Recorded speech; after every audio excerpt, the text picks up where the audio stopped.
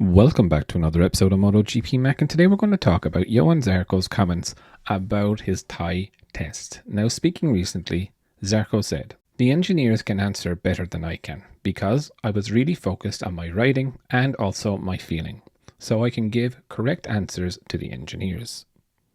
I didn't want to know too much about what we put on the bike, because if I started to know all of this and what we were trying, then I would only get lost. We were trying many things. It was so well organized. I let the engineers organize it all. I tried to behave as well as possible on the bike to give clear information that we always need to take into consideration. That's what the rider does on the bike, and it can be different from one run to the other. But I must say, with the small things, I think we got a better bike, at least to perform better on time attacks and also to improve the lap time pace. This is already a step." Now, I don't disagree with Zarco. Obviously, I'm not on the bike, so I can't really disagree. But for me, look, the Hondas did look better pace-wise, and something is that I was watching is that they are definitely faster pace-wise this year than they were last year.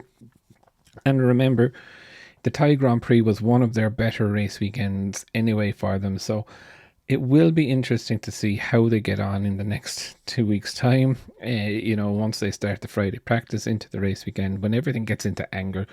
But overall, I have to admit, I'm impressed by Zarco's comments. It was more a case of, well, look, don't bother telling me what's on the bike. I'm just going to go and ride it and tell you whether I feel better or whether it feels worse for me or not. And it's probably the best way to write it, because, getting into the nitty gritty, understanding too much of what you're trying to do, you're maybe hypersensitive to what is going on, and maybe the feedback isn't going the right way. For me, from what I can look at from the pace, it does look like Honda is going in the right direction.